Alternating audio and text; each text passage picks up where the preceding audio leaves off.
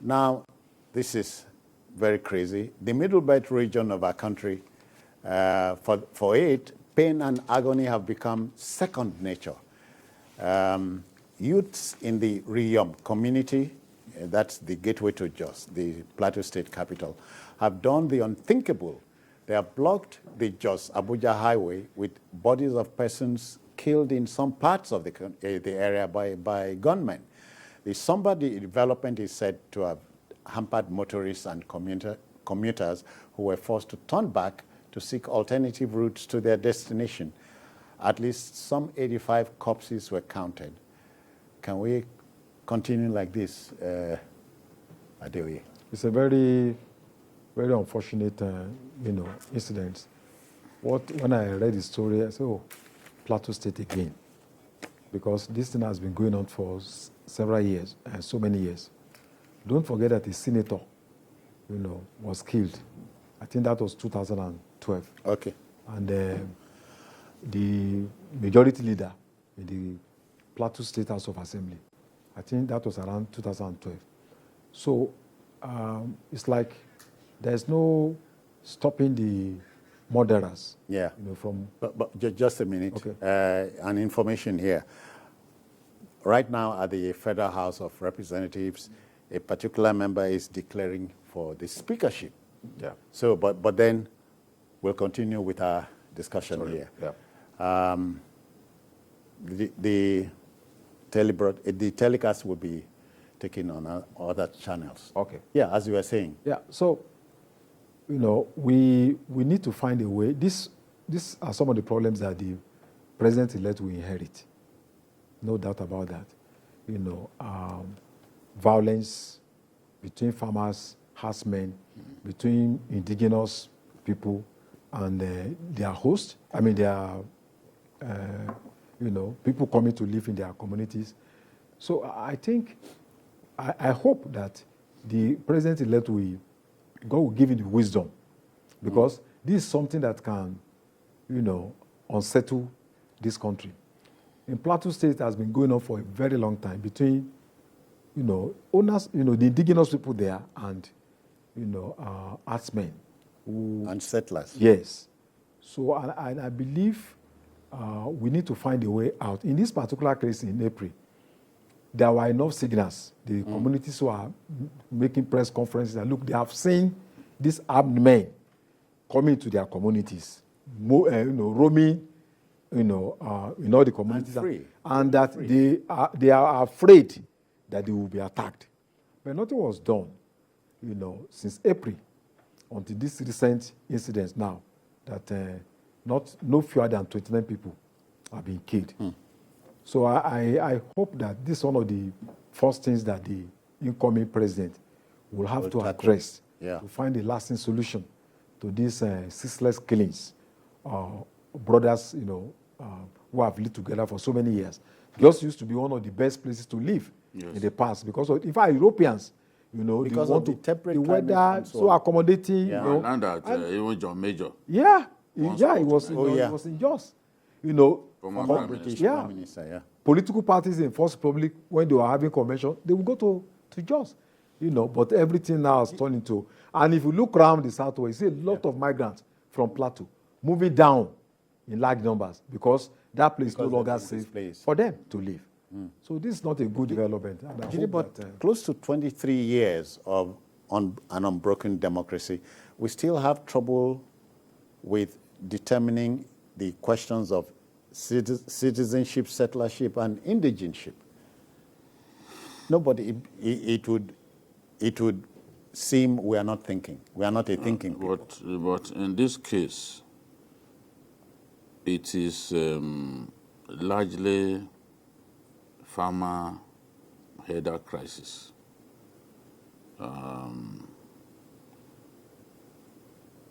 Herdsmen unleashed their cattle onto people's farmlands. People's hard work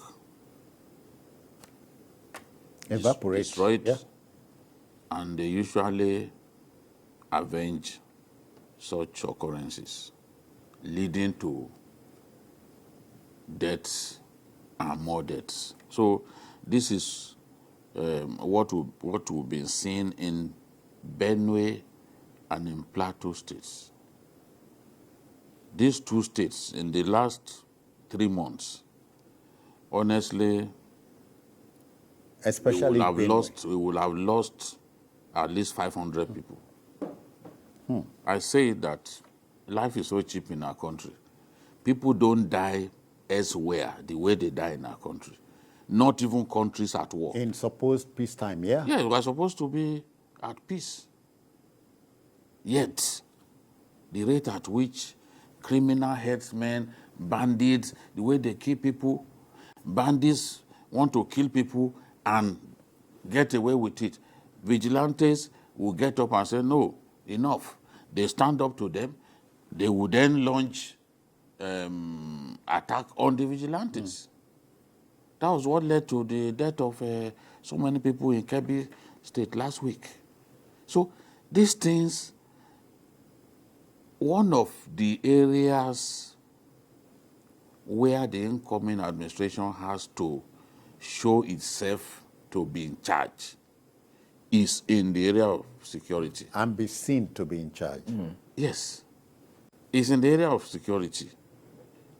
The moment we are able to bring down these needless killings in Kaduna, in Zamfara, in Katsina, in Plateau, in Benue, Name it. the rate at which we are hemorrhaging lives in those states is extremely high. We are a little lucky in the southwest. These things have likely gone down. But Benue and Plateau, look, since February, the research shows that consistently they've been killing people in Mangu local government, in Barricade, Jos South, and other places. Yeah. We seem to be incapable of stopping this thing. I don't know why. Why are states unable to stop rampaging murderers from carrying out their activities in their states? Going back to the top, you started... Because we were discussing even the American embassy staff, American consulate staff, that were killed in Anambra State. Anambra, yeah, needlessly. Just like that. Oh, the police, the argument was, oh, they didn't tell us they were coming, but they had their own policemen. Even if they didn't have policemen, did they deserve to be wasted like that? They had their policemen, they made their arrangement, they had policemen. So what the governor was saying is that area, the killings have been taking place, that when people see just a few policemen somewhere, they feel like attacking them to take revenge. That is Governor Soludo's explanation, meaning that those guys didn't have enough policemen to take them around. But people on a mission to help the vulnerable in our society, you kill them in the manner that they've been killed, and you set them ablaze. It's absolute madness. Yeah. It's madness. It has no name. It has no There's name. There's nothing else. There's no other way by which you can describe what's has no happening. name. What's going on?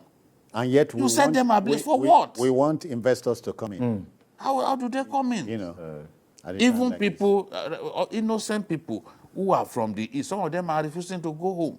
Yeah. Look at the man that they killed the other day after kidnapping him. He was running a home for the poor, was taking care of the poor and the elderly. Yeah. And then you kidnapped him and ended up killing him. So I hear after he paid a ransom. Yes. They took the money and still took his life. In the East, if you get kidnapped, the best thing is to just say your last prayer, because you are not likely to come back with your life intact. You are not likely to come back. They will take the money and still take your life. The insecurity has to be addressed by the incoming administration. It must be one area where we see clear signs that the new administration has a firm grip on things.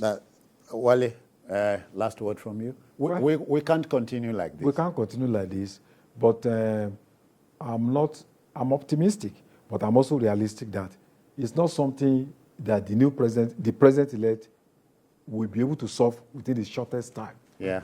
But it can give us hope. It can renew our hope, that these problems will be resolved to a large extent, at least We can call in the first few bluff months. of this killer men. Because the key is to decentralize the security architecture. And I think we need to work towards that so that people can take possession, of their own That's it. security. They can be involved, in providing security. That's what that man, Yeah. Kebbi, said. That, look, Kebbi State has perhaps the highest number of soldiers from the north. He said, send our people to us. Yeah. Send our people. We will send our They will people protect to their land. All right, gentlemen, we must go. The backroom boys say it is time to pack it all in. They always We thank them. Well, they know time is the master on this show. Yeah. Wale, many thanks for Thank you coming. very much. BKO, thank you. Thanks.